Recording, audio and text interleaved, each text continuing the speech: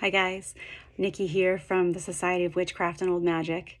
Um, I wanted to just take a moment to talk briefly about the song, The Ballad of the Witch's Road from the new Marvel show, Agatha All Along. Now, there shouldn't be any spoilers in this because I've only watched episodes 1 and 2 and have been obsessed with the song since it came out, and there's a couple of really main reasons for this, but I think that it is absolutely a work of creative genius on multiple levels, and I'll tell you why.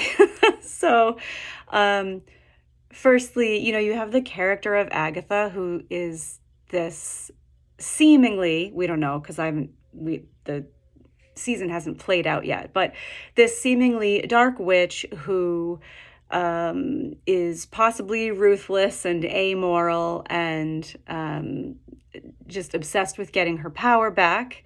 And the concept is that they need to do this very dangerous thing in opening the witch's road in order to try to achieve the obtaining of the powers. So the song is spooky and witchy and has all the right words to work for this part of the story. This, we're the witches, with our divinations and our potions and our brews, and we're gonna do the risky magical endeavor required to get our powers back. It's about power. But if you look at the words in other ways, the lyrics of this song and the song itself, I believe, can be raised energy for actually activating something that we could, in the real occult world, consider a witch's road, or the path between life and death, ourselves and the ancestors, an intermediary place between worlds where witches walk. And if you look closely at the words, they're meant to be creepy for the show. Seekest thou the road to all that's foul and fair? Like, ooh, we're supposed to be like, ooh, they're going to go down this creepy thing. But witches in real world practice understand that everything has dark and light, foul and fair, and we have to learn both if we're going to evolve and be able to strike a healthy balance within ourselves, right? Of course, it mentions typical things in the craft like the 4 elements of fire, water, earth, and air, making a balance in a coven. Burn and brew with coven true, and glory shall be thine. So, as they're singing the song in the show, they've had to gather together these powerful witches in order to create the right energy to open this magical doorway to the witch's road. But in real world or ordinary reality witchcraft, we can look at it like this. Burn and brew, it's got the imagery of the cauldron. Cauldron is so often symbolic of inspiration and or transformation, and with coven true. So if you are surrounded by people that will support you in your magical work, you can have deep transformation. You can have transformation facilitated and supported by your life in ways that are amazing. And, a witch in a supportive coven really understands this and gets to experience it. And of course, down, down, down the road is the chorus. In verse 2, I stray not from the path, I hold death's hand in mine. Again, sounds perfectly good and creepy for the show and suits her character. But witches are the people that walk near death and don't fear it, who continue to do the work of honoring the spirit of the ancestors and the ancestors that live within ourselves. We are life and death. All time is now. So we have to hold death's hand in ours if we're really working our craft. And then familiar by thy side. Yes, we want to do this with our allied spirits and helpers. And in the song, it says, if one be gone, we carry on.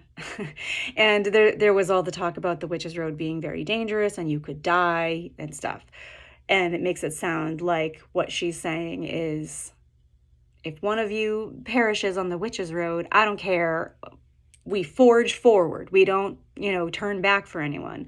But I look at that line, if we were to use this song in our real world witchcraft, as meaning, if one be gone, we carry on. When someone that we love dies, we understand that they would not want us to be paralyzed with grief and halt everything and stew in it and stay caught in the swirling of that emotion. They would want us to carry on. And we know that we can do that because witches have that feeling of connection to divine spirit and support.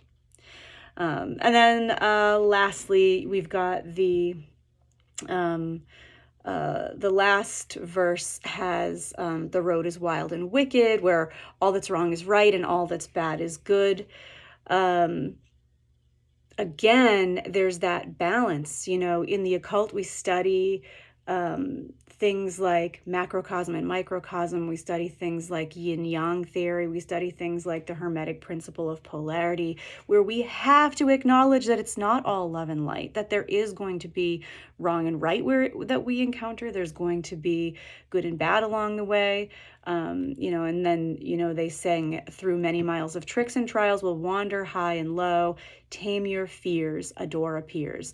So this is the journey of life, is that we don't want to just stay in love and light and comfort. We need to get out of our comfort zone, experience the real trials and tribulations of what it means to live here in this magical classroom as a person, going through those ups and downs, the tricks and trials.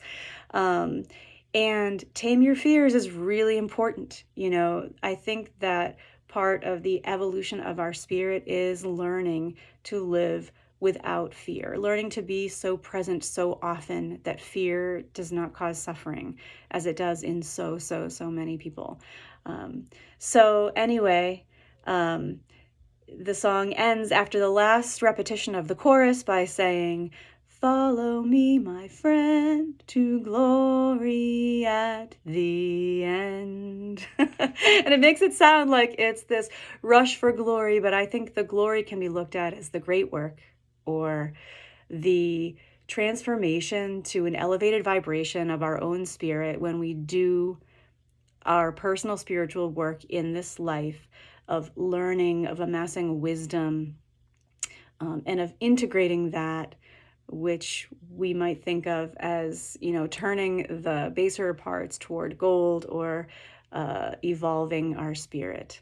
So this is my take on the Ballad of the Witch's Road from Agatha All Along, and that I'm going to sing this with my coven. Blessed be.